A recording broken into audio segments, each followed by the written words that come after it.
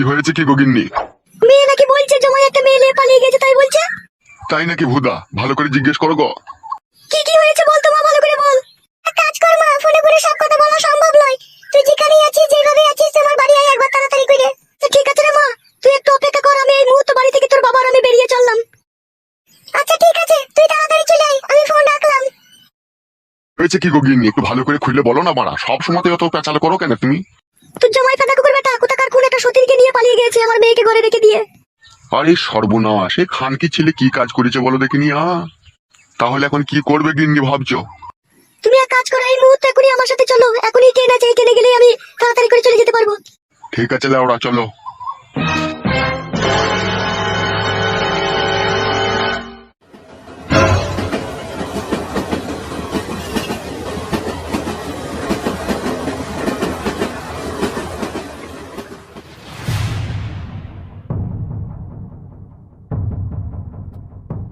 হ্যাঁ রে মা, বলতো কেন সে ফাঁদা কুকুর বেটা তোকে ছেড়ে দিয়ে চলে গেল? কি হয়েছিল একটু বলতো মা খুলে। মারে, তোর বাড়ি থেকে যখন আমি সোনার জিনিস দুটো নিয়ে এলাম, তখন ও বাড়ি এসে ও বাড়িতেই বসেছিল। আমি আসা মাত্রই আমাকে বললো, জিনিস নিয়ে এসেছিস? আমি বললাম হ্যাঁ নিয়ে এসেছি। তো ও তখন বললো, কই জিনিসটা আমার হাতে দে। আমি ওর হাতে জিনিসটা দিয়ে দিলাম, তারপরে ও আমাকে বললো আমি এই জিনিসটাকে দিয়ে বন্দুক দিয়ে ছাগল নিয়ে আসবো। দিয়ে ছাগল তো আর নিয়ে এলো না, রাত্রি 9টা-10টার সময় বাড়ি ফিরলো।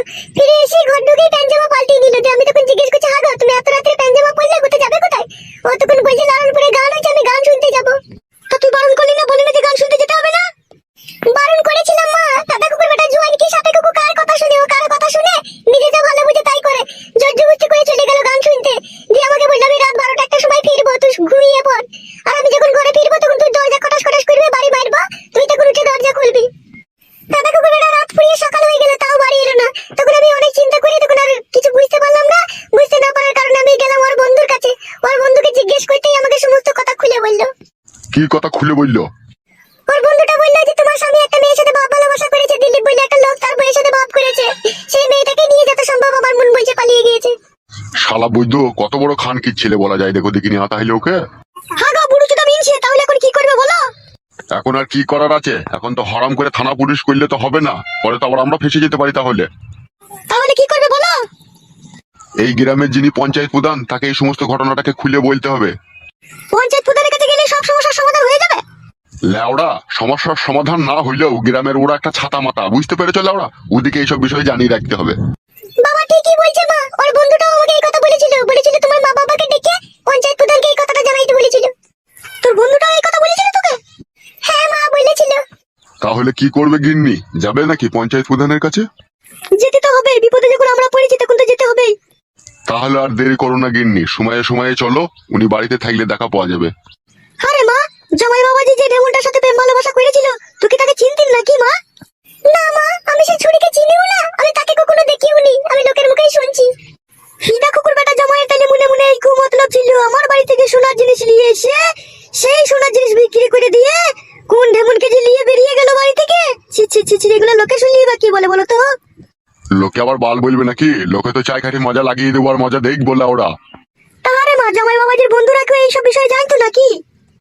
একজন জানতো মা, তা সে তো জামাইকে অনেক বারণ করে। তো জামাই শুনে দেখো, তো জামাইয়ের সাথে হাতাহাতি ঝগড়া হয়ে গিয়েছিল, তাও শুনে দেখো সে কাদা কুকুর বেটা। শুনবে কি করে সে শালো? পিড়িতে মজলো মন, কি বা হারি কি বা ডুম। পুরুষ মানুষ হয়েছে, ভালোবেসে যাকে একবার ভালো লেগে যায় তার জন্য জীবন দিতেও পেছপা হয় না।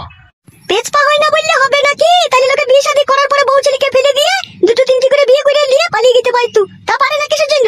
দেশে তো আইন কানুন বলে কোনো জিনিস আছে নাকি? ও আইন কাদা এখন পচা সবজির মতো পাল্লা দরে বিক্রি হয়ে গেছে, 25 টাকা 30 টাকা কেজি। যার কাছে টাকা থাকবে, যার কাছে পাওয়ার থাকবে, তার দিকে আইন থাকবে। লাউড়া, আমরা গরিব মানুষ, আমাদের কাছে সততার কোনো মূল্য নেই আর সত্যর কোনো বিচার নেই গো ফেদা। বেশ ঠিক আছে, চলো একবার পঞ্চায়েত প্রধানের কাছে চলো, উনি কি বলে একবার দেখা যাক, চলো। এসো।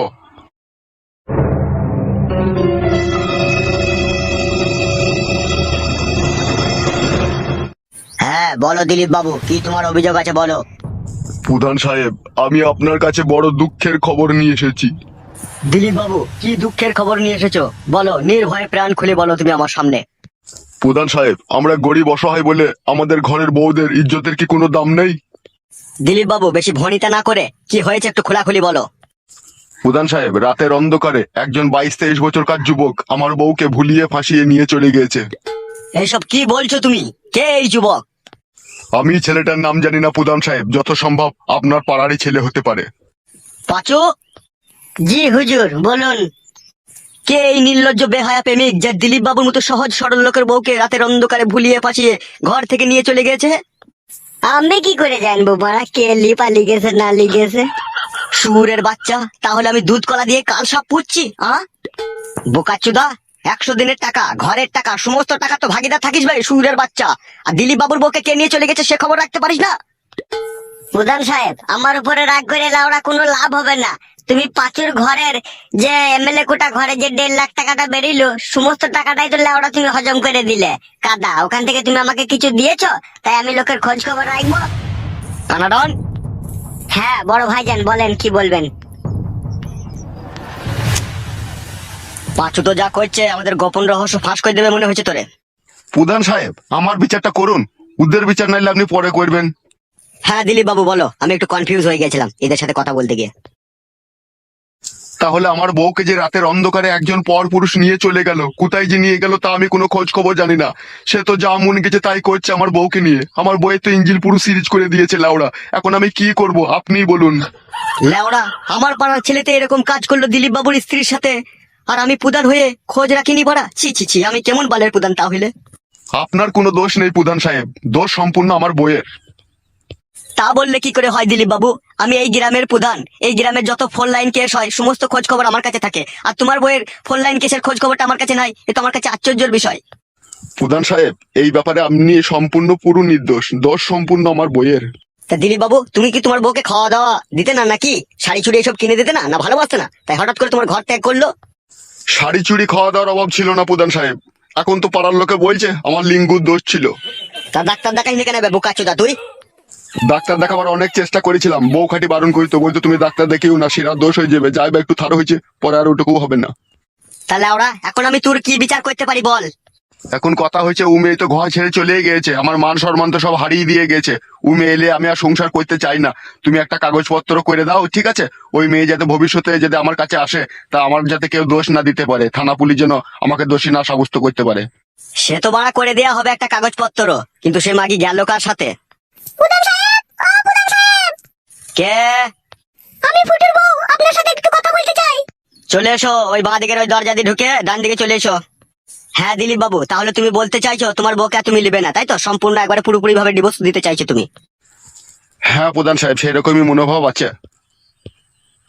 শুধু লাউড়া মনোভাব থাকলে হবে না, সত্যি করে বলো ছাড়পত্র দেবে কি না দেবে? পাঁচু, বড়রা যেখানে কথা বলে সেখানে ছোট থেকে কথা বলতে নেই। ওই এই চেয়ারটাতে একবারই তো বসুন। কথা বললাম। আমি কি শুরু থেকে কথা বলছি নাকি? শুরু থেকে তো আপনিই বলছেন কথা। হ্যাঁ বলো, কি অভিযোগ নিয়ে এসেছো তোমরা? প্রধান সাহেব, আমি বলছি, আমি মেয়ের বাবা। আচ্ছা ঠিক আছে, বলো কি হয়েছে বলো। ওই আমার ওই মেয়ের ওই স্বামীকে আপনাদের গ্রামের একজন চরিত্রহীন মহিলা নিয়ে চলে গিয়েছে। কানাডন, জি বড় ভাই। আমার এই এলাকায় কি সব রডের বিজনেস চলছে রে, কে কাকে রড মারছে বোঝা মুশকিল তো। শুধু রড মেরে শান্তি পাইনি, আবার নিয়ে পালিয়ে গিয়েছে বলছে। তোকে আমি কথা বলতে বলেছি, তোকে চুপতে বলিনি আমি। বেশ লেওড়া, আজকের পর থেকে আমি বুবা হয়ে গেলাম, কোনোদিনও কোনো বিষয়ে আর কথা বলবো না, যা বলবে তুমি। তা আপনার জমাইকে কে নিয়ে গেছে জানো নাকি? প্রধান মশাই, আমি নাকি শুনছি আপনাদের পাড়ারই একজন দিলীপ বাবু বলে লোক, তারই স্ত্রীকে শুনছি নাকি নিয়ে গিয়েছে। তাই নাকি বড়া? জি প্রধান সাহেব। দিলীপ বাবু, হয় দিলীপ বাবু, হ্যাঁ বলো প্রধান সাহেব। তাহলে কি তোমারই বউকে এই যিনি কথা বলছে নিনার জমাইকে নিয়ে চলে গেছে নাকি? নিয়ে গিয়েছে কি বলছো? দুজনেই যে কোন গ্রামে নেই কো, ও বউ হারা এও স্বামী হারা, তখন ওরা দুজনেই এই কাজ করবে, তাছাড়া আবার কে করবে? হ্যাঁ বড় ভাই, আমারও মনে এটাই ডাউট হচ্ছে, পাঁচও ঠিক কথাই বলেছে। ই লাউড়া বিচার করবো কি করে রে, এ তো পুরো মাখামাখি কেস হয়ে গেছে। তাই বললে হয় নাকি? আপনি গ্রামের প্রধান, আপনাকে তো বিচার করতেই হবে। সে তো বিচার করবোই লাউড়া, সে নিয়ে কোনো চাপ নেই। তা হাগো মেয়ে, কতদিন থেকে তোমার স্বামী ওই দিলীপ বাবুর স্ত্রীর উপরে চড়া মারছিল, এটুকু কি জানা আছে তোমার? জানা বলতে আমার এটুকুই জানা আছে, ও অনেক রাত করে বাড়ি ফিরতো, আর যেদিনকে অনেক রাত করে বাড়ি ফিরতো সেদিনকে আমার সাথে ঝগড়া অশান্তি করে আমার কাছে শুতো না। তখনই আমি বুঝতে পারতাম ও কারো না কারোর সাথে কোনো খারাপ কাজ করে বাড়ি ফিরলো। প্রধান সাহেব, তাহলে আমি এখন কি করব বলেন? কি ভাবছেন প্রধান সাহেব, এখন আমি কি করব বলেন? দাঁড়াও দিলীপ বাবু, একটু অত ব্যস্ত হয়েও না। এই সমস্ত জিনিস একটু ভাববার বিষয় থাকে, বুঝতে পেরেছো তো?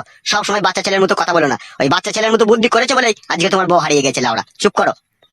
তাই এই মেয়ে, তুমি এখন কি চাইছো বলো? আমি আমার স্বামীকে চাই, আমি আমার স্বামীকে ছাড়া বাঁচতে পারবো না। আর দিলীপ বাবু, তুমি কি চাইছো? আমি চাইছি আমার ঘরের বউ মান সম্মান ইজ্জত ধুলোর সাথে মিশিয়ে দিয়ে যখন পরপুরুষের সাথে যখন সে ধেই ধেই করে নাচতে চলে গেছে, সে তার সাথেই নাচুক গু, আমি আর তাকে আমার ঘরে নিতে চাই না। তাহলে দিলীপ বাবু, এটাই কি তোমার শেষ কথা?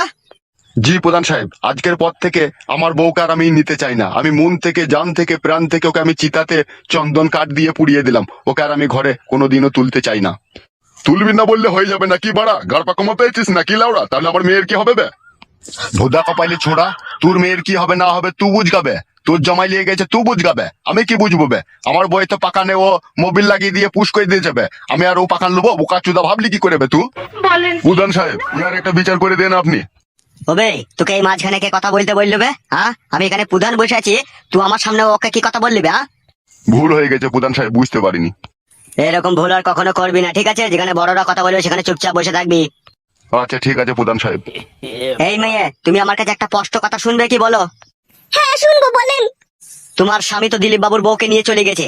সে এখন 6 মাস পরে আসবে কি 1 বছর পরে আসবে, তারও কোনো ঠিক ঠিকানা নেই কো। এখন তুমি পারো তোমার স্বামীকে তুমি খুব তাড়াতাড়ি করে ফিরিয়ে আনতে। আমি তো ফিরিয়ে আনতে চাই প্রধান সাহেব, আমি আমার স্বামীকে খুবই ভালোবাসি। তোমার স্বামীকে যখন তুমি নিশ্চয়ই ভালোবাসো, তখন এই ভালোবাসার সাথে তোমার সতীনকেও মেনে নিয়ে কিন্তু তার সাথে সংসার করতে হবে তোমাকে। তা কি করে সম্ভব প্রধান সাহেব? আমি টাকা পয়সা দিয়ে জমাইয়ের সাথে মেয়ের বিয়ে দিচ্ছি, আমার মেয়ের সাথে সংসার করবে? ওইসব গাড় পাকামো দিন আর নেই কো, বুঝতে পেরেছো? সব জিনিসের সাথে জোর করা যায়, কিন্তু কারো মনের সাথে জোর করা যায় না। যেহেতু তোমার জামাই দিলীপ বাবুর স্ত্রীকে ভালোবেসে এখন বিয়ে করেছে, সে মেয়েটাকে এখন সে ছেড়ে আসতে পারবে না, যেহেতু তাকে মন প্রাণ সুপে দিয়েছে। আবার তোমার মেয়ে ও স্বামী পাগলা হয়ে গেছে, স্বামী ছাড়া ও মনে হচ্ছে 2 দিন পরে খ্যাপা হয়ে যাবে। তা এখন সবাইকে ভালো সুস্থ রাখতে গেলে তোমাকে এখন এই মেনে নিতে হবে। এই মেয়ে শোনো, তোমার যৌবনে জ্বালা তোমার বাপ বুড়ো চুদা বুঝতে পারছে না, তুমি তো বুঝতে পারছো। তুমি আমার কথাটা শোনো। হ্যাঁ প্রধান সাহেব বলুন। তোমার স্বামী যত দূরে আছে, যেখানে আছে, তুমি তাকে ফোনে ফোনে কন্ট্যাক্ট করে বাড়িতে ডেকে নাও। তাতে তোমারই মঙ্গল হবে, তুমি তোমার স্বামীকে পাবে। আর এরকম উল্টো পাল্টা কেস খামারি করতে যাবে, থানা পুলিশ করতে যাবে, ঠিক আছে? চোখের জলে বুক ভাসবে, কোনো কাজ হবে না। তুমি যখন তোমার স্বামীকে ভালোবাসো, তখন তোমার স্বামীর ভালোবাসাটাও মেনে নাও। আর একটা কথা মনে রেখে দিও, ভগবানের হচ্ছে সূক্ষ্ম বিচার। আমাদের মতো কিছু উল্টো পাল্টা ভুল ভাল প্রধানের বিচার মানতে শোনে, ঠিক আছে? তাতে চোখের জলে বুক ভাসবে, কষ্টই পাবে সারা জীবন। ভগবানের প্রতি বিশ্বাস রাখো আর নিজের ভালোবাসার প্রতি বিশ্বাস রাখো। অন্তরঙ্গ যদি তোমার সাথে তোমার ভালোবাসার সম্পর্ক থাকে তোমার স্বামীর, ঠিকই তোমাকে সে আপন করে নিবে। মানুষের মন একটাই থাকে, ওই মনে যদি তোমার জায়গা থাকে, ঠিক আছে, কখনোই দিলীপ বাবুর বউ সেখানে থান পাবে না।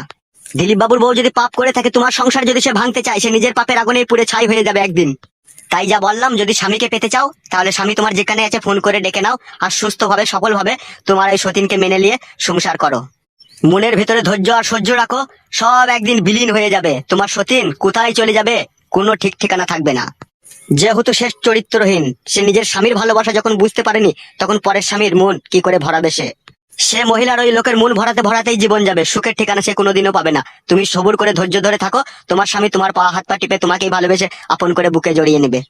ঠিক আছে প্রধান সাহেব, আপনার এই ভালো মনের ভালো কথা আমার পুরোপুরি ভাবে অন্তরে গেঁথে গেল। আপনার কথা অনুযায়ী আমি চলবো। আজকেই বাড়ি গিয়ে আমার স্বামীকে আমি ডেকে নেবো, আর আমার স্বামী যেইভাবে চলতে চাই আমি তাকে সেইভাবেই চলতে দেবো। বাহ বাহ বাহ বাহ, এই হচ্ছে একটা জ্ঞানী গুণী মেয়ের কথা। তাহলে প্রধান সাহেব আমার কি হবে? তুই বাড়া ঘুরু, তোর বিচার হয়ে গেছে, যা পালা, তোকে আর বউ নিতে হবে না। এর কপালে চুদা, বেরো। এই যে জামাইয়ের শ্বশুর, আপনাকে বলছি। জি প্রধান সাহেব বলেন। আমার এই সকল দর্শক বন্ধুদেরকে সাক্ষী রেখে, আর তুমি জামাইয়ের শ্বশুর, তোমাকেও সাক্ষী রেখে, ঠিক আছে, বিচার এইখানেই সমাপ্তি করলাম, ঠিক আছে? সম্পূর্ণ ভগবানের হাতে ছেড়ে দিলাম, তিনিই সঠিক বিচার করবে।